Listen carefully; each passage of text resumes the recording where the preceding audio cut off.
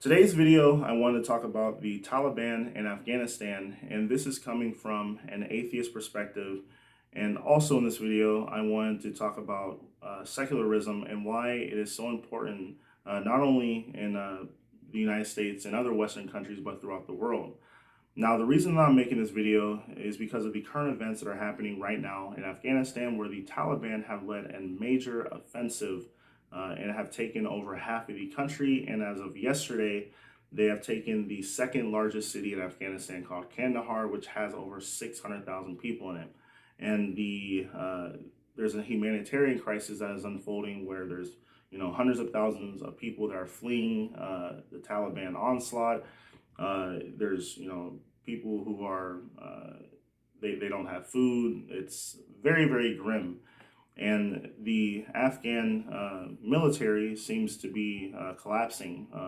They're either retreating, surrendering, and in some cases they're actually defecting to the Taliban. And in the places where the Taliban have gained control, they are enforcing Sharia law in those areas, and they are basically forcing the religious beliefs of their group, or in this case Islam, and they're enforcing things such as women not being able to leave the house without a full face covering. If you steal something, you get your hands chopped off. And let me just say this, that when I was a kid, I made some poor decisions, and I got caught stealing. My mom whooped my ass, and I learned from the mistakes that I made as a child, and I am now a well-rounded, productive member of society. And I didn't need to lose my hands to, get past that part, or to learn from that experience. And also things such as girls not being able to go to school. It's all things that make it so they want people to be. They want to control the information that people have or receive.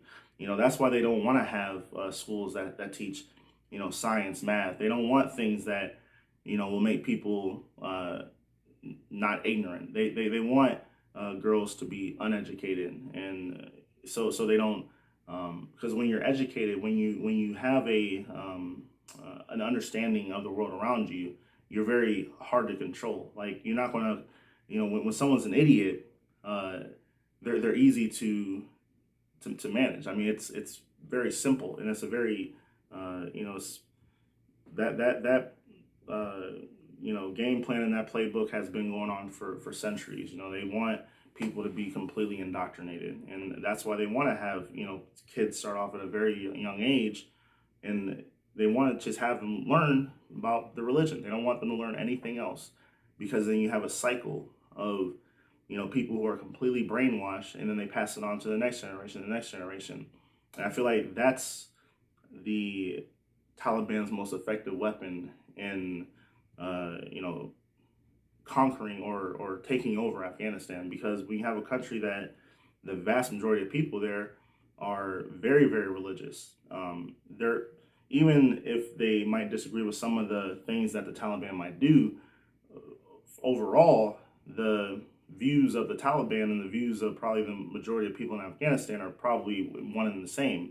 Having the religion Islam dictate the laws of the land. That's what they want, and that's why you see a lot of times the military doesn't want to fight, because they believe the same shit.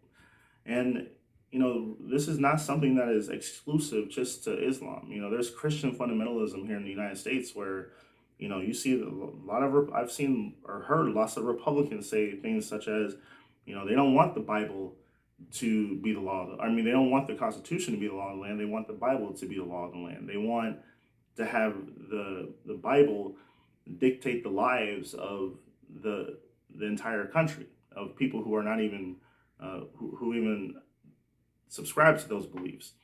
And and then also you have in places such as Israel, where you have, settlers who believe that they have a divine right to steal someone's home and kick them off their house. I saw a video where someone said that, God gave us this land. That's their, you cannot rationalize with someone like that. this was just, if the Taliban were typical criminals, you might be able to reach a deal where, you might have some sort of brokered agreement, which might have been a lot easier. But, because they believe that their beliefs, and they're willing to die for their beliefs, they're willing to fly planes into buildings for their beliefs.